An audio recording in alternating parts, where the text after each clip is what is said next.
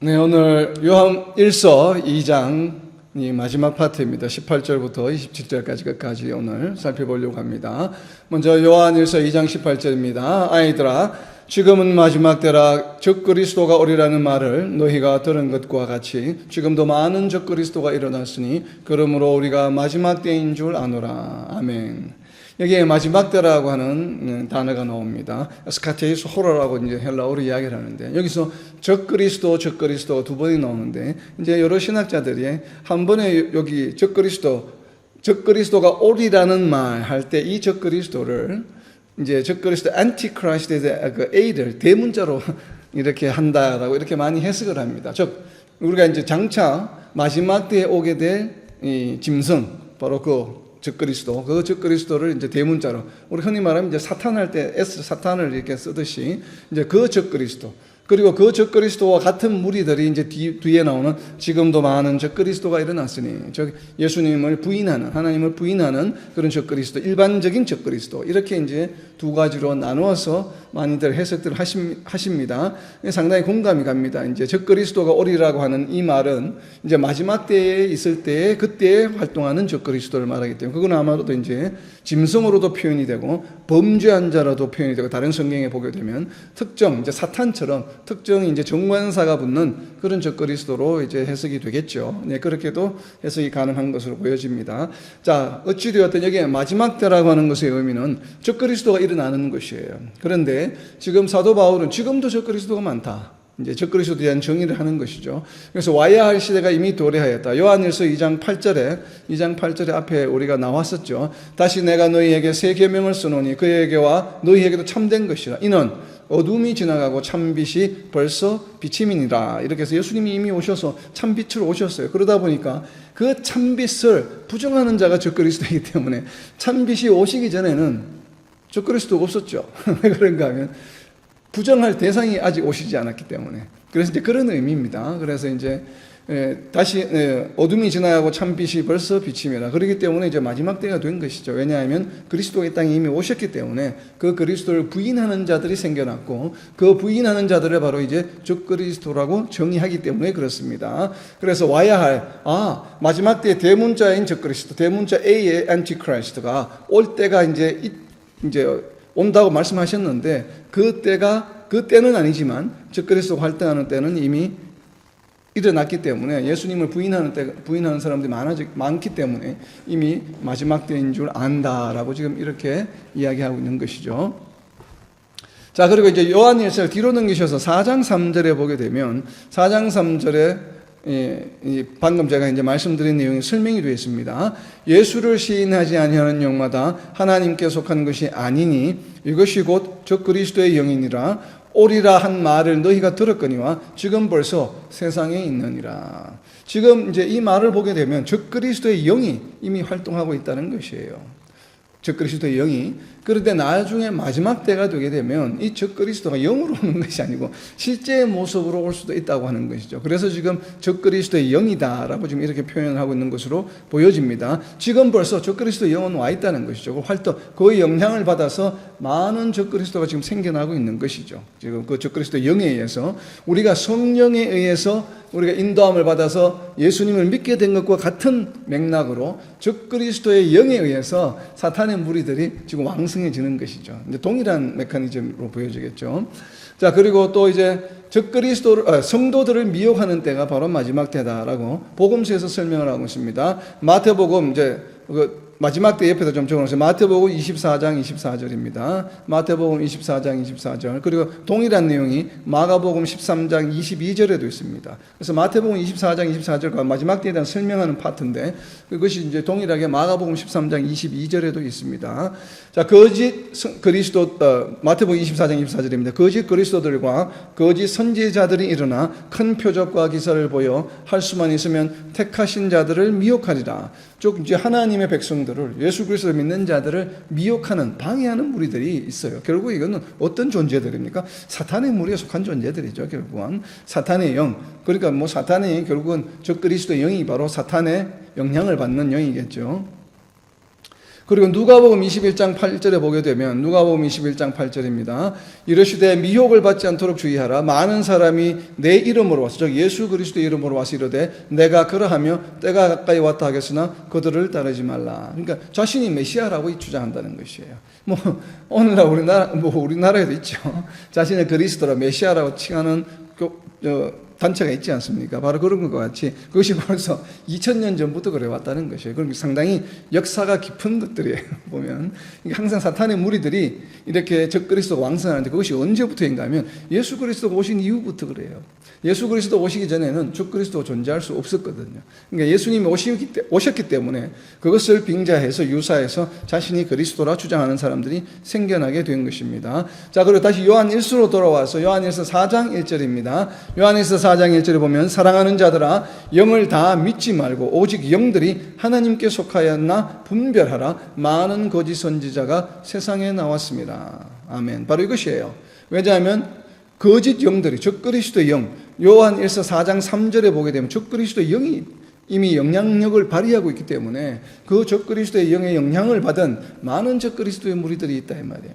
그래서 적그리스도가 우리 눈에 보이지 않죠. 영이니까. 그런데 그 적그리스도의 영의 영향을 받은 사람들이 우리 교회나 교회에 들어와서 교회를 불나게 한다 이 말이에요.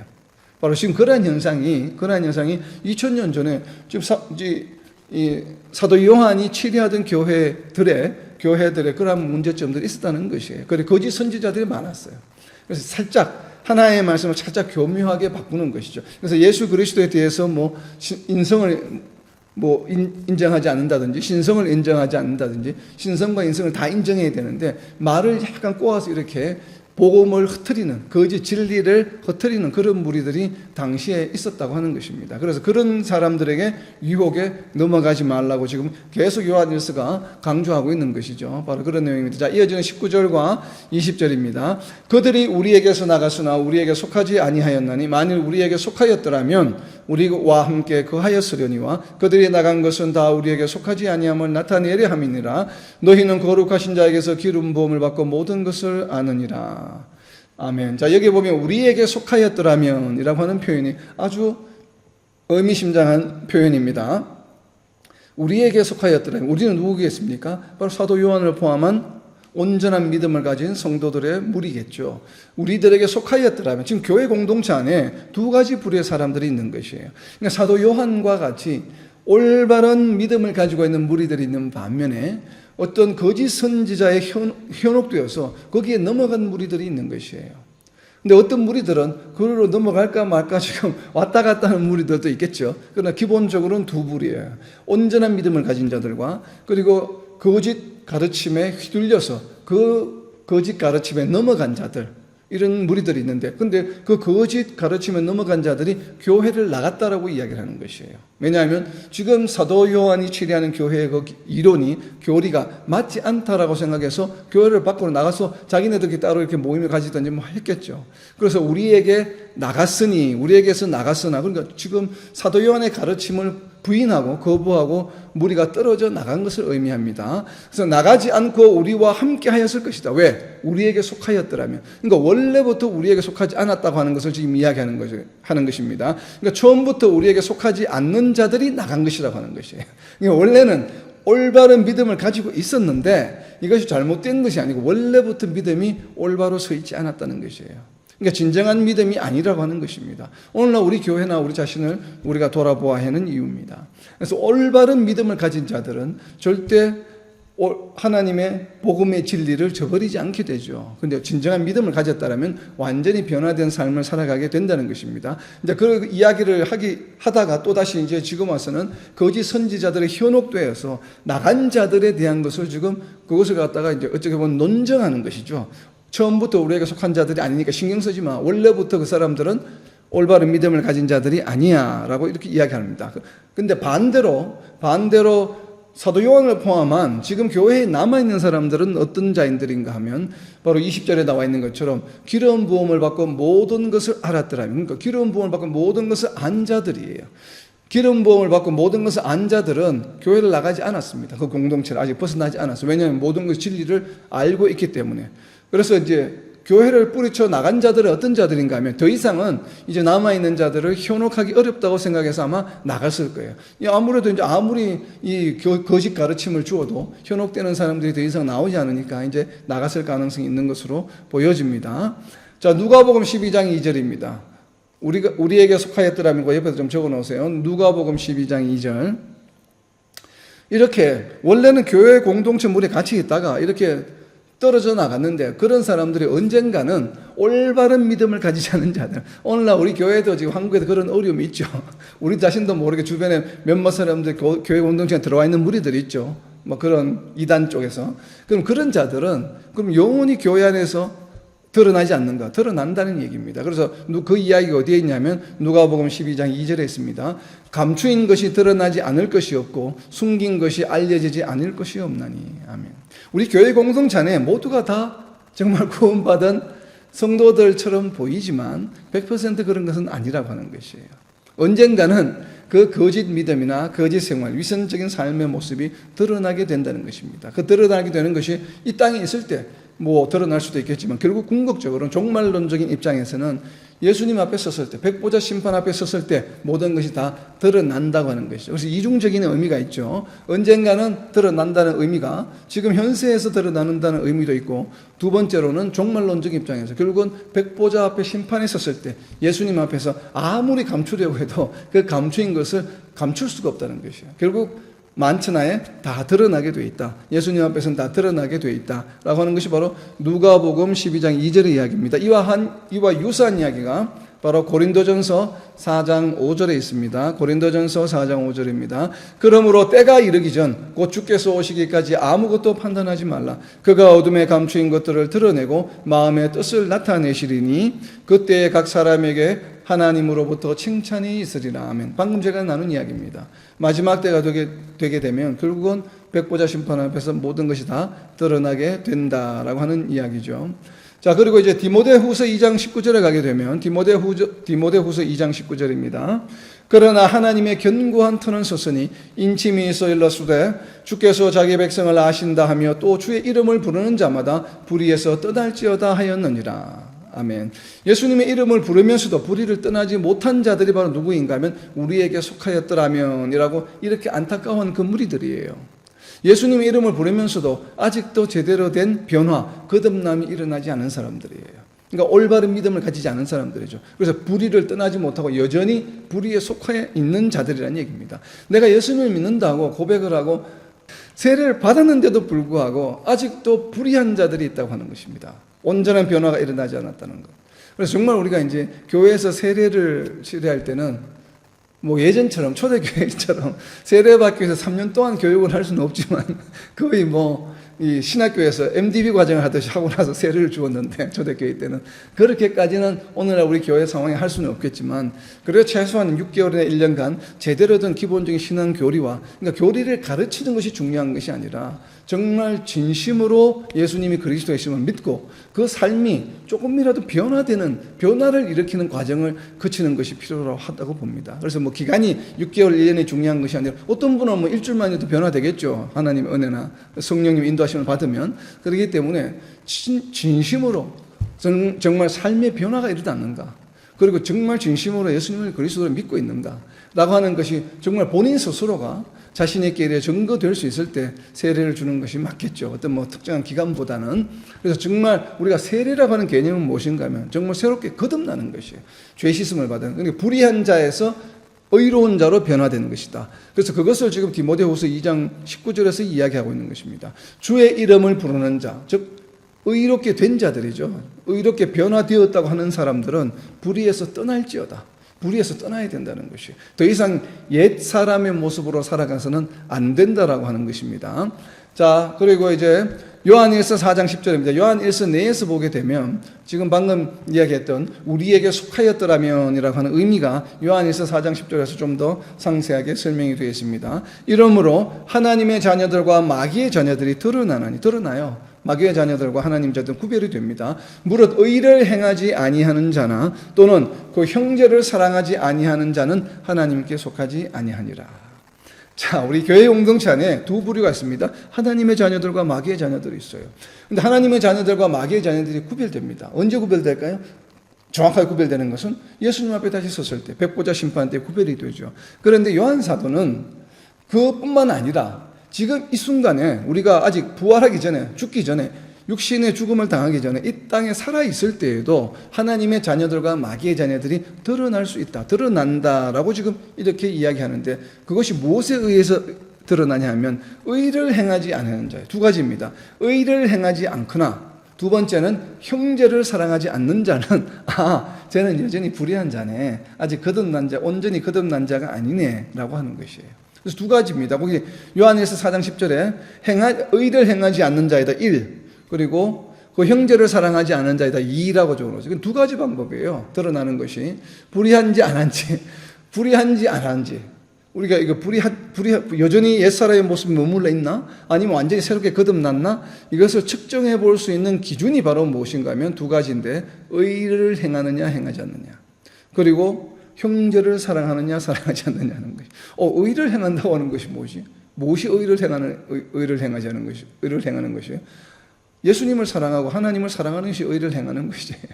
성경의 말씀대로 살아가는 것이 바로, 그죠?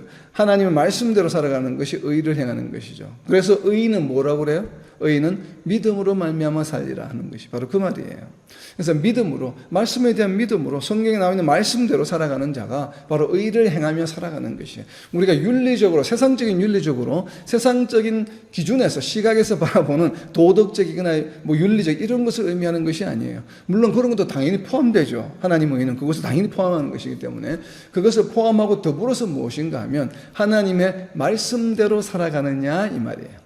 하나님 말씀대로 살아가느냐, 살아가지 않느냐. 결국은 믿음을 가진 자로서, 하나님의 자녀로서 누가 보아도 하나님의 자녀야 라고 하면서 세상과 구별되는 삶을 살아가느냐, 살아가지 않느냐 하는 것이에요. 세상과 구별되는 삶을 살아가지 않는다고 한다면 여전히 뭐라고 이야기합니까? 요한사도는 불의한 자다, 불의에 그대로 머물러 있는 자다, 우리에게 속하지 않은 자다라고 이렇게 이제 구별 짓는 것이에요. 그래서 정말 우리가 우리의 삶을 되돌아보아야 합니다. 우리는 때로 연약하기 때문에 순간적으로 잠시 동안, 뭐 며칠 동안, 얼마 동안 이렇게 뭐 세상에 휩쓸릴 때도 있고, 또 세상 사람들과 구별되지 않는 삶을 살아갈 수가 있습니다. 우리는 여전히 육신을 가지고 있는 존재이다 보니까 로마서 7장에 있는 그 이야기처럼, 바울 사도가 고백하는 것처럼 우리의 마음은 그렇게 하고 싶지 않은데 우리의 육신이, 우리 안에 거주하는 그 죄의 법이 자꾸 우리로 하여금 죄를 짓게 만들죠. 옛사람의 모습을 드러내게 만드는 경우가 있습니다. 그렇지만 우리가 그것을 깨달을 때마다 회개하고 돌아오고 더욱더 말씀으로 살아가려고 성령의 인도하심에 의지하고 노력하는 모습을 보이는 것이 중요한 것이죠. 우리의 삶이 완벽하게 보여지는 것이 아니라 우리가 어떤 태도를 가지느냐가 중요한 것이에요. 정말 그것을 깨닫고서 바울 사도처럼 정말 고민하면서, 우리가 기도하면서 올바른 의를 행하며 살아가려고 노력하는 그 모습을 하나님께서 보시고, 또 그 모습을 통해서 성령께서 더욱더 역사하시면서 성령께서 우리를 하여금 그렇게 살아갈 수 있도록 인도해 주시리라 믿습니다. 자, 그러한 것을 의미하는 것. 자, 이제 21절부터 27절까지의 내용입니다. 21절부터 27절까지는 그의 안에 거하라, 예수 그리스도 안에 거하라는 얘기죠. 그러한 제목으로 제가 제목을 붙여보았습니다. 자, 21절입니다. 내가 너희에게 쓰는 것은 너희가 진리를 알지 못하기 때문이 아니라 알기 때문이요, 또 모든 거짓은 진리에서 나지 않기 때문이라. 아멘. 지금 이렇게 요한일서를 쓰는 이유는 바로 무엇이에요? 요한일서를 수신하는 자들이 진리를 알고 있는 자들이기 때문에 쓰는 것이에요. 그래서 진리를 알고 있기 때문에 거짓 선지자들이 가르치는 내용을 구별할 수 있는 능력이 있다고 믿기 때문에 지금 그것을 일깨워 주는 것입니다. 뭐 전혀 진리를 알지 못한다고 한다면 요한일서 쓰시면서도 소용이 없죠. 왜냐하면 어차피 진리를 모르기 때문에 거짓 선지자가 가르쳐주는 내용과 구별할 방법이 없죠. 진리를 모르기 때문에. 그럼 쓸 이유가 없죠. 쓸 효과가 없는데, 지금 그 얘기입니다. 21절은 너희에게 쓰는 것은 지금 수신하는 자들 진리를 알고 있기 때문에 그래요. 자, 이렇게 요한 사도가 쓰는 것처럼 바울 사도도 여러 서신서를, 13개, 14개 서신서를 지금 기록하고 있지 않습니까? 신약 성경에 포함되어 있는 바울 사도도 동일한 목적으로 서신서를 썼다고 기록하고 있습니다. 어디에 기록하고 있냐면 너희에게 쓰는 것은 옆에다 적어놓으세요. 로마서 15장 14절입니다. 지금 요한 사도도 같은 마음이에요. 바울 사도와 같은 마음이에요. 로마서 15장 14절에 그리고 15절에 기록되어 있는 내용과 같이 동일한 마음으로 지금 요한 사도가 기록하고 있는 것입니다. 로마서 15장 14절입니다. 내 형제들아 너희가 스스로 선함이 가득하고 모든 지식이 차서, 그냥 진리 안다는 똑같은 내용이죠. 너희에게 쓰는 것은 너희가 진리를 알고 있기 때문이라고 하는 것과 동일한 내용이에요. 스스로 선함이 가득하고 모든 지식이 차서 능히 서로 권하는 자임을 나도 확신하노라. 그러니까 성도들이 진리가 충만해요. 말씀에 대한 지식이 충만해요. 말씀을 잘 깨달아서, 그래서 서로가 성도가 잘못한 것을 볼 때 말씀으로 깨우치면서 권면할 수 있는 수준이 된다는 것이에요. 그래서 15절에 이어집니다. 그러나 내가 너희로 다시 생각나게 하려고, 바로 이것이에요. 요한 사도가 동일한 것이, 이렇게 너희에게 쓰는 것은 너희로 하여금 생각나게 하기 위해서 그래요. 너희가 진리를 몰라서 그러는 것이 아니라 진리를 알고 있지만 다시 너희로 하여금 생각나게 하려고 하나님께서 내게 주신 은혜로 말미암아 더욱 담대히 대략 너희에게 썼노니. 동일한 이야기입니다. 이렇게 로마 교회에 쓴 것처럼 요한 사도도 지금 요한 일서를 수신하는 성도들에게 쓰고 있는 것이에요. 자, 그리고 너희에게 쓰는 것은 본문에 나와 있습니다. 모든 거짓은 진리에서 나지 않기 때문에 그래요. 진리를 알고 있기 때문에 어떠한 거짓 선지자가 이야기해도 그것은 진리가 아니죠. 왜냐하면 거짓이기 때문에. 자, 그리고 이어지는 요한 1서 2장 22절입니다. 거짓말하는 자가 누구냐? 예수께서 그리스도이심을 부인하는 자가 아니냐? 아버지와 아들을 부인하는 그가 즉 그리스도니 아들을 부인하는 자에게는 또한 아버지가 없으되 아들을 시인하는 자에게는 아버지도 있느니라. 이제 즉 그리스도에 대한 이제 정의입니다. 지금 거짓말하는 자가 누구냐? 바로 거짓 선지자들이에요. 예수께서 그리스도이심을 부인하는 자다. 그러니까 예수께서 메시아가 아니야. 예수님이 선지자인 것 같아. 하나의 말씀을 전해주는. 그러나 구약에서 예언하고 있는 메시아는 아니야. 그리스도는 아니야. 라고 아마 거짓 선지자들 중에 일부가 그렇게 가르친 모양이에요. 그래서 지금 요한 사도는 명확하게 이야기합니다. 예수님이 그리스도가 아니다. 그리스도가 아니다. 하나님의 아들이 아니다. 라고 말하는 자는 전부가 적 그리스도라고 명확하게 이야기하고 있습니다. 자, 요한 1서 5장 1절입니다. 뒤로 넘기셔서 요한 1서 5장 1절 보면 예수께서 그리스도의 심을 믿는 자마다 하나님께로부터 난 자니 또한 낳으신 이를 사랑하는 자마다 그에게서 난 자를 사랑하느니라. 아멘. 그러니까 예수님이 그리스도이심을 믿지 않는 자들은 하나님께로부터 난 자들이 아니에요. 그럼 어디로부터 난 자들입니까? 적 그리스도로부터 난 자들, 사탄으로부터 난 자들이에요. 그래서 그런 자들은 이미 교회를 떠났기 때문에 신경 쓰지 말라, 동요되지 말라, 휘둘리지 말라, 그런 이야기예요 지금. 그래서 아버지와 아들을 부인하는 자가 적 그리스도라고 지금 이야기하고 있죠. 그래서 아들을 부인하는 자에게는 아버지도 없다고 23절에서 이야기하고 있습니다. 그리고 이들에게는 무엇이 없어요? 생명이 없어요. 이들에게는. 자, 왜 이들에게 생명이 없는지는 요한복음 20장 31절에 적혀 있습니다. 요한복음 20장 31절입니다. 거짓말하는 자에게는 왜 생명이 없는가 하면 요한복음 20장 31절입니다. 오직 이것을 기록하면 너희로 예수께서 하나님의 아들 그리스도이심을 믿게 하려 함이요. 그러니까 예수님이 하나님의 아들 그리스도이심을 믿게 하려고 하는 것인데 너희로 믿고 그 이름을 힘입어 무엇을 얻게 하기 위해서 생명을 얻게 하려 함이니라. 그러니까 예수님이 그리스도이심을 믿는 결과가 무엇인가 하면 생명을 얻는 것이에요. 이 생명은 어떤 생명입니까? 죽지 않는 생명이에요. 영원한 생명이에요. 그런데 예수님이 그리스도를 믿지 않는 자들, 즉 거짓말하는 자들, 즉 그리스도에게는 무엇이 없습니까? 생명이 없는 것이에요. 영원한 생명이 없는 것이죠. 바로 그래서 이어지는 24절과 25절에서 이렇게 이야기하는 것입니다. 자, 24절입니다. 너희는 처음부터 들은 것을 너희 안에 거하게 하라. 처음부터 들은 것이 너희 안에 거하면 너희가 아들과 아버지 안에 거하리라. 그가 우리에게 약속하신 것은 이것이니 곧 영원한 생명이니라. 그러니까 예수님이 그리스도를 믿는 자들에게는 생명이 주어졌어요. 요한복음 20장 31절에 있는 것처럼.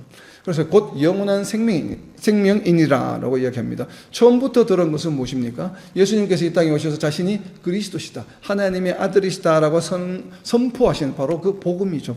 복음의 진리죠. 바로 이 복음을 들은 것을 우리 안에 거하게 하라. 버리지 말라. 즉 다르게 표현하면 배교하지 말라는 것이, 지금 교회를 떠난 무리들처럼 우리에게 속하였더라면이라고 말하는, 안타까워하는 그 무리들처럼 처음부터 예수님을 제대로 믿지 않은 자들이 였거든요. 그런 자들이 되지 말라 이 말이에요. 그게 괜히 휩쓸려가지고. 너희들은 처음부터 진리를 제대로 깨달은 자들이기 때문에 그 깨달은 진리를 결코 배교하지 말라. 너희 안에 거하게 하라. 계속 처음부터 계속 상태를 유지해오는 것입니다. remain, 영어로는 remain이기 때문에 계속 처음 들은 건 너희에게 거하게 하라. 그러니까 처음부터 들은 것을 너희 안에 거하게 하라. 그러면 뭐예요? 아들과 아버지 안에 거하게 된다라고 하는 것이에요. 자, 이것은 지금은 아버지와 아들 안에 거하지 않는데 이렇게 거하게 하면 거하게 되는 그러한 의미가 아니에요. 한글 번역가 마치 그런 것처럼 보이죠. 너희가 처음부터 들은 것을 너희 안에 거하게 하라. 처음부터 들은 것이 너희 안에 거하면, 조건문이기 때문에 너희 안에 거하면 너희가 아들과 아버지 안에 거하리라. 이렇게 미래형으로 이야기를 해버리니까 지금부터 우리가 욕을 하게 되면 이게 얻어지나 보다 이렇게 생각하기 쉬운데 그런 의미가 아니에요. 왜? 처음부터 복음을 제대로 받아들였기 때문에 처음 순간부터 아들과 아버지 안에 거했습니다. 그렇기 때문에 그 상태가 처음부터 계속 유지되어 오는 것이에요. 그래서 배교하지 않으면 그 상태가 계속 어떻게 돼요? 연장이 되면서 계속 유지된다는 의미입니다. 너희가 아들과 아버지 안에 계속, 왜냐하면 앞에 너희 안에 거하게 하라라고 하는 이 헬라어 단어와 너희가 아들과 아버지 안에 거하리라고 할 때 하는 이 거하리라고 하는 단어가 동일한 헬라어예요. 전부 다 영어로는 remain이에요. 지금 거하지 않다가 거하게 되는 것이 아니에요. remain이라고 하는 의미는 계속 거해 오던 것이 계속 끊어지지 않고 이탈하지 않고 계속 유지되면서 거하게 된다는 의미입니다. 그래서 결국 다르게 이야기하면 배교하지 말라는 얘기예요. 24절은 그냥 한마디로 적어 놓으세요. 24절은 한마디로 무엇인가 배교하지 말라는 얘기입니다. 자, 그런 이야기죠. 자, 그리고 디모데후서 4장 3절입니다. 디모데후서 4장 3절과 4절. 때가 이르리니 사람이 바른 교훈을 받지 아니하며 귀가 가려워서 자기의 사욕을 따를 스승을 많이 두고 또 귀를 진리에서 돌이켜 허탄한 이야기를 따르리라. 자, 이렇게 되면 배교하게 되는 것이에요. 그러니까 사람들은 자기 귀에 쓴소리는 듣고 싶지 않아요. 그러니까 귀에 듣기 좋은 말만 듣기를 원해요. 오늘날 우리 교회 공동체에서도 이런 경향들이 있습니다. 그래서 이제 설교하시는 분들이 그래서 성도들이 듣기 좋아하는 설교만 하게 되는 경향들이 없지 않아 있어요. 그런데 이제 때로는 성도들이 듣기 힘들어하는 또 귀에 쓴소리들도 올바른 진리를 증거하기 위해서 그리고 또 성도들이 올바른 신앙생활을 해나가기 위해서 반드시 해야 되죠. 그래서 바로 그런 이야기를 하는 것입니다. 디모데후서 4장 3절 4절은 그래서 사도 바울이 디모데에게 네가 네 교회 사람들에게 말씀을 전할 때에 그냥 허탄한 이야기 이런 이야기 하지 말고 참 진리를 설교하고 말씀을 가르치라라고 하는 것을 이제 강조하는 것이죠. 그런 것처럼 처음부터 들은 것, 복음을 지켜나가는 것이 결코 쉬운 일이 아니에요. 그래서 거짓 선지자들이 그것을 교묘하게 이용을 해서 말씀을 꼬아서 그 진리로부터 벗어나게 하려고 하는 것이에요. 그래서 교회로부터 참 진리로부터 벗어나게 하려고 하는 것. 그래서 거기에 벗어나지 않고 계속 믿음을 잘 지켜나가게 되면 끝까지 지금 너희가 아버지와 아들과 함께 거한 것처럼 계속 그 상태가 끝까지 유지될 것이다 라고 설명해 주는 것입니다. 자, 이어지는 26절과 27절입니다. 너희를 미혹하는 자들에 관하여 내가 이것을 너희에게 썼노라. 이제 거짓 선지자들에 대한 이야기죠. 너희는 주께 받은 바 기름 부음이 너희 안에 거하나니 아무도 너희를 가르칠 필요가 없고 오직 그의 기름 부음이 모든 것을 너희에게 가르치며 또 참되고 거짓이 없으니 너희를 가르치신 그대로 주 안에 거하라. 아멘. 여기서 너희가 더 이상 성경 말씀을 공부할 필요가 없다 이런 의미가 아니죠. 거짓 선지자들이 말하는 그런 가르침이 더 이상 필요 없다고 하는 것이죠. 왜냐하면 이미 진리가 복음의 진리가 확고하게 서 있다고 하는 것이에요. 그렇기 때문에 너희가 처음부터 배운 그 진리 가운데 그냥 계속 거하면 돼. 누군가가 새로운 이론이라고 해서 뭐 반드시 또 할례를 받아야 돼. 유대인들이 명령하신 것처럼 하나님의 백성이라면 징표가 있어야 돼. 그러니까 반드시 할례를 받아야 돼. 할례 받지 않으면 구원받지 못해. 이런 것이 다 거짓 가르침이죠. 그러니까 그런 것에 휘둘리지 말라는 얘기예요.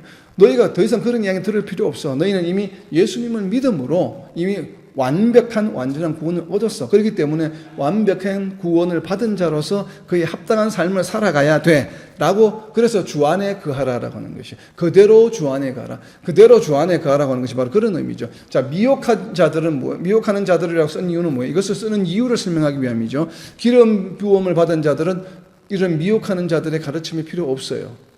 그리고 이러한 미혹하는 자들의 미혹당하지 말고 계속 주 안에 거하라. 즉 말씀 가운데 거하라. 계속 참 진리의 복음 가운데 거하라 라고 지금 이야기하는 것이죠. 자, 주 안에 거하라 옆에다 적어 놓으세요. 요한일서 3장 7절 8절입니다. 주 안에 거하라고 하는 것이 과연 어떤 의미인가 하면 좀 구체적으로 설명하고 있습니다. 요한일서 다음 장에 설명하고 있습니다. 요한일서 3장 7절입니다. 자녀들아 아무도 너희를 미혹하지 못하게 하라. 의를 행하는 자는 그의 의로우심과 같이 의롭고 죄를 짓는 자는 마귀에게 속하나니 마귀는 처음부터 범죄함이라. 하나님의 아들이 나타나신 것은 마귀의 일을 멸하려 하심이라. 아멘. 그러니까 의를 행하라고 하는 것이죠. 그래서 미혹하지 못하게 하라. 그래서 미혹당하게 되면 어떻게 돼요? 불의를 행하기 때문에 그렇습니다. 그래서 의를 행하는 자는 그의 의로우심과 같이 의롭고, 또 미혹에 빠져서 죄를 짓게 되면 그거는 마귀에게 속하게 되니 너희가 마귀에게 속하지 않도록 미혹하는 자들의 그 미혹에 넘어가지 말라라고 이야기하는 것이죠. 자, 이어지는 28절입니다. 자녀들아 이제 그의 안에 거하라. 예수 그리스도 안에 거하라는 얘기죠. 이는 주께서 나타내신 바 되면 그가 강림하실 때에 우리로 담대함을 얻어 그 앞에서 부끄럽지 않게 하려 함이라. 자, 그의 안에 거하라고 하는 것은 바로 무엇이에요? 주가 강림하실 때 담대함을 얻어 주 앞에서 부끄럽지 않게 되기 때문에 그랬습니다. 주가 강림하실 때는 언제예요? 바로 예수님이 다시 재림하실 때이죠. 그래서 요한일서 3장 다음 장에 보면 요한일서 3장 21절 22절에 있습니다. 그의 안에 거하라고 하는 것은, 그의 안에 거하라고 하는 것이 과연 그럼 어떤 의미인가? 그의 안에 거하라고 하는데 그의 안에 거하라고 하는 것이 과연 어떤 의미예요? 예수님 안에 거하라고 하는 것이, 자, 의 가운데 행하라고 하는 것이 바로 어떤 의미인지를 구체적으로 두 가지로 설명을 하고 있습니다. 요한일서 3장 21절과 22절입니다. 사랑하는 자들아 만일 우리 마음이 우리를 책망할 것이 없으면 하나님 앞에서 담대함을 얻고, 그렇죠, 하나님 앞에 섰을 때 담대함을 얻는다고 이야기합니다. 담대함을 얻는 이유가, 동기가 무엇인가 하면 22절에 있습니다. 무엇이든지 구하는 바를 그에게서 받나니 이는 설명합니다. 우리가 담대하게 되는 이유가 바로 무엇인가 하면 우리가 그의 계명을 지키고, 자, 1번이에요. 1번 계명을 지키고, 2번은 무엇인가 하면 그 앞에서 기뻐하시는 것을 행함이라. 계명을 지키는 것과 하나님이 기뻐하시는 일을 행하는 것이에요. 이 두 가지를 하게 되면 담대해질 수 있다고 하는 것입니다. 이것이 바로 예수 그리스도 안에 거하는 일이에요. 예수 그리스도 안에 거하는 일. 예수 그리스도 안에 거하는 것이 무엇이라고요? 주님께서 우리에게 주신 계명을 지키는 것. 그리고 하나님 앞에서, 예수님 앞에서 예수님이 기뻐하시는 일을 행하는 것. 하나님과 예수님이 기뻐하시지 않는 일을 행하면 안 되겠죠. 그것은 마귀가, 사탄이, 즉 그리스도가 기뻐하는 일을 행하면 되겠습니까? 안 되겠습니까? 안 되겠죠. 그래서 지금 2000년 전에 우리가 지금 요한 사도가 2000년 전 교회 공동체가 하는 이야기인데, 사실은 오늘날 우리에게 더 절박한 이야기죠. 사실 2000년 전에 거짓 선지자들보다 오늘날은 우리는 더한 것에 노출되어 있습니다. 너무나 많죠. 우리 주변에 노출되어 있는 것들이 너무나 많습니다. 뭐 동영상부터 시작해서 뭐 교회를 어렵게 하는, 교회를 분열시키는 그러한 책동들이, 사탄과 마귀의 역사가 2000년 전하고는 비교가 안 될 정도로 지금 더욱더 강렬해졌죠. 그렇기 때문에 오늘날 이 말씀이 우리에게 더 중요한 것입니다. 반드시 우리가 기억해야 됩니다. 그의 계명을 지키고 그 앞에서 기뻐하시는 것을 행하는 것이에요. 주 안에 가는 것이. 자, 그리고 이제 마지막 29절입니다. 너희가 그가 의로우신 줄을 알면 의를 행하는 자마다 그에게서 난 줄을 알리라. 그러니까 그가 의로우신 줄, 그는 누구이십니까? 바로 예수님과 하나님이죠. 하나님의 의로우신 줄 알면, 예수님의 의로우신 줄 알면 의를 행하는 자마다 그에게서 난 줄을 알리라. 하나님은 거룩하셔요. God is holy. 하나님은 거룩하시고 하나님은 의로우시기 때문에 하나님과 함께 동행하는 자들은 의로울 수밖에 없어요. 바로 그 이야기를 하는 것입니다. 29절에서. 그래서 그가 의로우신 줄을 알면 의를 행하는 자마다 그에게서 난 줄을 알리라. 여기서 알면은 우리가 물론 당연히 헬라어죠. 그런데 우리가 구약 성경을 통틀어서 특별히 잠언과 같이, 그리고 이제 지혜서, 시편과 잠언과 이제 지혜서들이 있죠.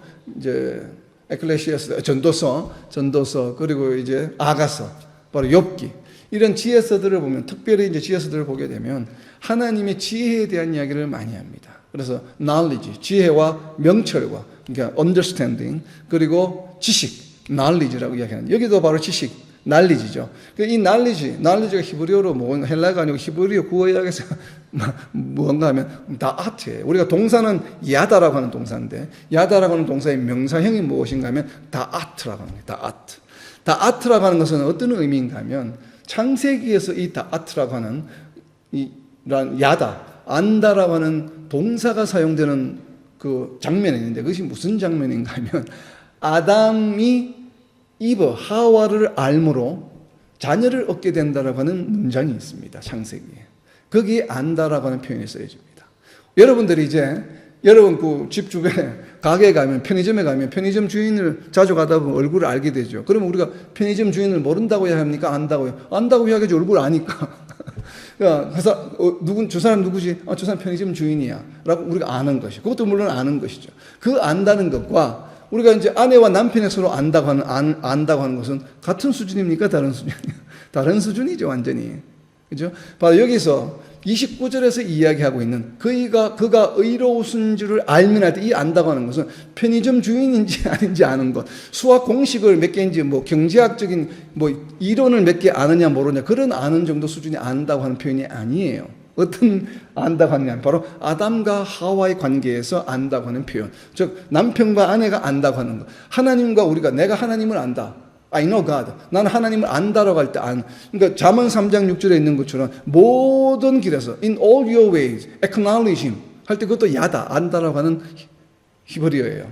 그 안다라고 하는 것은 무엇인가 하면 내가 하나님과 남편과 아내처럼 아주 깊은 관계를 가진다고 하는 것이에요. 그래서 그걸 영어로 표현하면 intimate relationship이라고 이야기를 합니다. 그래서 남자와 여자의 관계에서 깊은 관계를 가지는 것처럼 서로 아는 것처럼. 그래서 하나님을 아는 것이 그냥 단순히 건성으로 안다든지 어떤 학문적인 내용을 수준에서 안다든지 그냥 공부해서 아는 것을 말하는 것이 아니에요. 여기서 그가 의로우신지를 알면이라고 하는 것은 하나님의 본성을, 내가 하나님과 완전히 밀접한 관계로서, 엄청나게 가까운 관계로서 하나님을 아는 것이에요. 그렇게 되면, 그렇게 되었을 때 일어나는 현상이 무엇인가 하면 의를 행하게 돼요. 하나님을 이론적으로만 알면 의를 행하지 못합니다. 그런 사람들이 많죠. 신학자는 아니면서 종교학을 연구하는 사람들 중에 성경을 연구하는 사람들이 있습니다. 뭐 크리스찬은 아니지만 무교일 수도 있고, 그 다음에 뭐 힌두교일 수도 있고, 그리고 무슬림인데도 종교학을 연구하기 위해서 성경을 공부하는 사람들이 있습니다. 그래서 성경 지식을 누구보다 많이 압니다. 알지만 그 사람들 의를 행합니까? 행하지 않아요. 왜 그렇습니까? 하나님을 아는 것이 그런 밀접한 관계에서 아는 것이 아니고 학문적으로, 지식적으로 알기 때문에 그렇습니다. 이것이 바로 차이예요. 그래서 29절에서 그가 의로우신 줄을 알면이라고 해서 줄을 좀 쳐놓으세요. 그가 의로우신 줄을 알면, 하나님이 의로우신 줄을 알면, 예수 그리스도가 메시아이신 줄을 알면, 그가 하나님의 아들이신 줄을 우리가 안다고 하는 것은 무엇인가 하면 바로 하나님과 우리와의 관계, 예수님과 우리의 관계가 굉장히 밀접해서 하나가 되는 것을 말하는 것이에요. 그렇게 되면 일어나는 현상이 무엇이라고요? 의를 행하게 돼요. 안 그러면 의를 행하기 힘듭니다, 우리가. 교회 나오는데 예수님 믿는데 너 왜 옛날 옛사람의 모습 계속 살아가? 변화가 안 돼. 그럼 왜 그런가 하면 아직도 여전히 하나님을 제대로 아는 단계에 이르지 못했기 때문에 그래요. 예수님을 제대로 아는 단계에 이르지 못했기 때문에 아직도 삶의 변화가 일어나지 않고 있는 것입니다. 그래서 그렇다고 우리가 그런 것이 부족하다고 느낀다고 한다면 더욱더 하나님을 알기를, 또 예수님을 알기를 노력해야 돼요. 물론 열심히 예배드리고 새벽기도 가고 또 열심히 교회 봉사하는 것도 분명히 중요합니다. 분명히 영향을 줍니다. 우리의 믿음을 성장시키는데. 그러나 그보다 더 중요하고 더 효과적인 것은 무엇인가 하면 하나님의 말씀을 통해서 하나님을 알아가는 것이에요. 그래서 하나님의 속성을 말씀을 통해서 알아가다 보면 성령께서 우리에게 계속 가르쳐 주시고 우리의 영을 움직이셔서 우리로 하여금 하나님과 더욱더 밀접한 관계를 형성하도록 해줍니다. 그것이 바로 로마서 8장 16절에 있는 표현이에요. 로마서 8장 16절에 무엇입니까? 하나님의 영이 우리의 영과 더불어서 우리가 하나님의 자녀임을 세상 가운데서 증언하는 것이에요. 바로 이것이 하나님과 우리의 관계를 점점 더욱더 가깝게 만들어 가준다고 하는 얘기입니다. 그것은 누가 하는 것이 우리의 의지와 노력으로 되는 것이 아니에요. 성령께서 그렇게 해주신다고. 근데 그게 조건이 있어요. 성령께서 그렇게 역사하시도록 우리의 영이 성령과 함께 해야 되는 것입니다. 우리의 영이 성령과 함께 하는 순간이 언제예요? 물론 기도할 때도 그렇죠. 예배에 참여할 때도 물론 함께 하시죠. 그러나 특별히 우리가 1대1로 함께 할 때가 언제인가 하면 바로 하나님의 말씀을 대할 때예요. 하나님의 말씀을 묵상할 때예요. 공부할 때예요. 성령께서 함께 하시는 것이에요. 말씀도 함께 하시고 하나님 아버지도 우리와 함께 하시고 우리의 영을 움직이셔서 하나님과 더욱더 깊은 관계를 맺어 가시는 것입니다. 그래서 그 시간이 많아지면 많아질수록 우리가 의를 행하는 그 횟수가 점점 더 늘어나는 것이에요. 처음에는 뭐 어느 정도 좀 얕은 수준의 의를 행하다가 점점 더 그 의를 행하는 수준이 높아져서 결국은 어떤 상황 가운데서도 순교에 이르기까지도 믿음을 저버리지 않는 그런 수준으로 변화되게 되는 것이에요. 그것이 바로 성령의 능력이 우리의 삶 가운데 임하는 것입니다. 그래서 그가 의로우신 줄 알면 의를 행하는 자마다 거기서 난 줄을 아는데, 자, 그 의로우신 줄 알면 옆에 적어놓으세요. 누가복음 6장 43절입니다. 동일한 이야기가 마태복음 12장 33절에도 있습니다. 누가복음 6장 43절입니다. 못된 열매 맺는 좋은 나무가 없고 또 좋은 열매 맺는 못된 나무가 없느니라. 즉 열매를 보면 마태복음 12장 33절입니다. 나무도 좋고 열매도 좋다 하든지 나무도 좋지 않고 열매도 좋지 않다 하든지 하라. 즉 믿음이 있다고 하면 분명히 믿음이 있는 행위가 나타나. 믿음이 있는 행위가 나타나지 않으면 믿음이 없는 것이야. 믿음이 있는 행위가 나타나지 않는데 믿음이 있는 나무다라고 이야기하지 말라고 예수님께서 하신 말씀이에요. 마태복음 12장 33절입니다. 나무도 좋고 열매도 좋다 하든지. 그러니까 나무가 좋으면 열매도 좋아요. 나무는 좋은데 열매가 안 좋구나. 나무가 안 좋은데 열매가 좋은 것. 이거는 있을 수 없다는 얘기예요. 나무도 좋지 않고 열매도 좋지 않다 하든지 하라. 둘 중에 하나를 하라는 얘기예요. 좋은 나무에서 좋은 열매, 나쁜 나무에서 나쁜 열매, 좋은 나무에서 나쁜 열매가 나오지 않는다는 얘기예요. 나쁜 나무에서 좋은 열매가 나오지 않아요. 불의한 자에게서 의로운 행동이 나오지 않는다 이 말이에요. 의로운 자에게서 불의한 행동이 나오지 않는다 이 말이에요. 의로운 자에게서는 의로운 행동, 불의한 자에게서는 불의한 행동이 나온다 이 말이에요. 지금 그것을 예수님께서 열매로 나무를 아느니라. 네가 하는 행위를 보면 네가 의로운지 안 의로운지 안다 이 말이에요. 이것을 바로 바꾸어서 설명하면 우리가 칭의를 이야기할 때 너무나도 많이 사용하고 있는 로마서 1장 17절 말씀입니다. 의인은 믿음으로 말미암아 살리라. 이것이 단순한 얘기가 아니에요. 우리는 이것을 너무나 쉽게 우리 크리스찬 삶에 적용합니다. 그래서 야 믿기만 하면 돼. 그럼 의롭게 돼. 이렇게만 이야기하고 그냥 그 믿음을 가지고 교회에 나와서 믿음으로 이제 하고 세례를 받은 성도들을 너무 소홀히 관리합니다.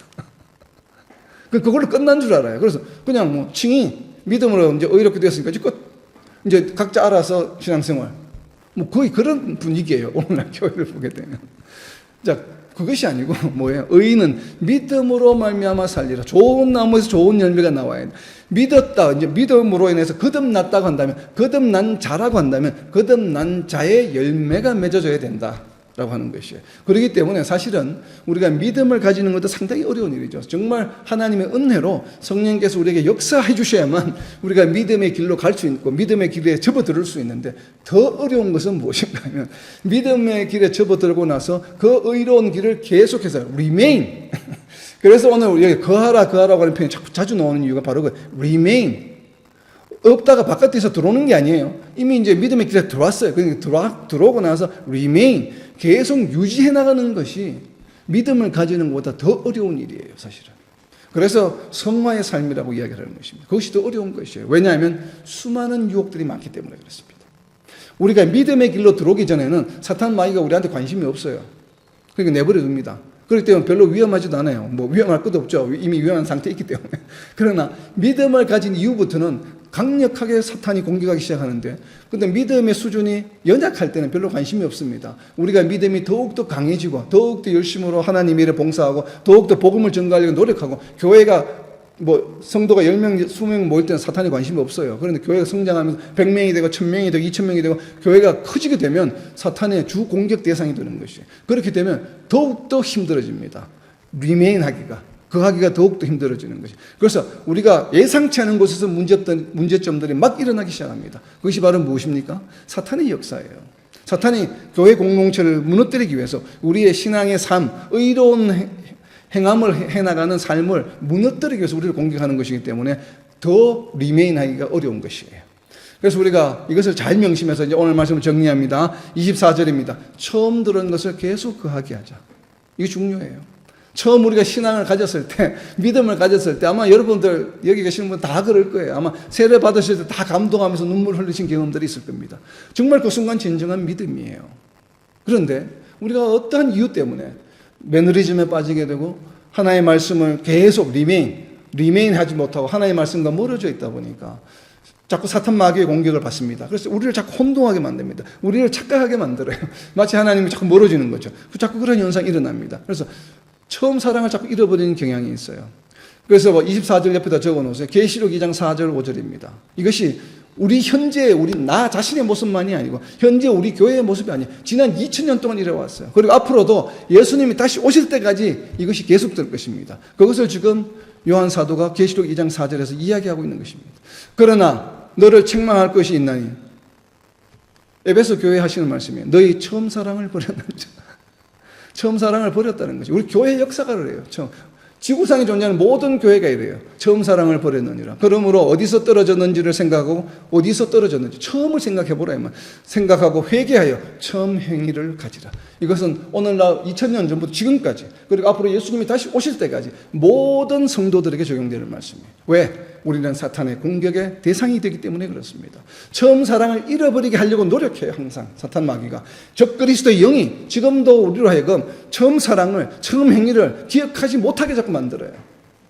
그렇기 때문에 우리는 이 말씀을 명심해야 되는 것입니다. 그래서 처음 들은 것을 계속 거하게 하죠. 그러기 위해서 어떻게 해요? 우리의 생각과 과거에 우리가 세례받았을 때 그것을 자꾸 어떻게 리마인드하고 되새기기 위해서는 날마다 새로운 영양분을, 말씀의 영양분을 계속 공급해야 되겠죠. 그러다 보면 자꾸 우리가 새롭게 새로운 믿음이 자꾸 생겨나야 돼요. 왜냐하면 지금까지 내가 몰랐던 새로운 하나님을 발견하게 되고 새로운 진리를 어디로부터 발견해요? 바로 성경으로부터 말씀을 묵상한 가운데 지금까지 깨닫지 못한 것을 오늘 이 순간 뭔가 깨닫게 돼요. 오늘 내가 뭔가 새로 깨달았다는 얘기는 무엇이에요? 지금까지 몰랐다는 얘기죠. 그래서 바로 그러한 새로운, 그것이 바로 뭐예요? 처음 경험이죠. 처음 경험. 이것이 바로 첫사랑이에요. 왜? 오늘 뭔가 새로운 걸 처음 알게 되어서 그것이 바로 뭐예요? 첫사랑이에요. 이래 첫사랑이 날마다 더해져야 된다는 것이에요. 그러기 위해서는 날마다 말씀을 묵상하는 것이 대단히 중요합니다. 그래서 다가오는 한 주간 동안에는 정말 날마다 말씀을 묵상하면서 지금까지, 오늘까지, 어제까지 몰랐던 거, 오늘 무언가 새롭게 하나씩 알게 되는 것을 반드시 기록해 보시기 바랍니다. 오늘 내가 지금까지 몰랐던 걸 새롭게 알게 된 것이 무엇일까? 뭐 2개 적으면 더 좋겠지만 그건 욕심이고 1개씩이라도, 하나씩이라도 날마다 하나씩. 야, 오늘 내가 새롭게 알게 된 게 이것이야. 한번 적어보세요. 그것이 쌓이다 보면 날마다 처음 생활, 처음 사랑, 계시록 2장 4절에서 이야기하는 것처럼 처음 사랑을 계속 발견하게 돼요. 그래서 이 처음 사랑이 계속 발견해서 유지가 된다고 한다면 바로 우리가 계속 하나님 안에, 예수 그리스도 안에 거하는 삶을 살아가게 되는 것입니다. 정말 열심으로 성령의 인도하심을 받아 말씀을 묵상함으로, 깨달음으로 정말 이렇게 처음 사랑을 날마다 체험하는 저와 여러분 그리고 이 땅의 모든 하나님의 백성들이 되시기를 예수님의 이름으로 선포합니다. 아멘.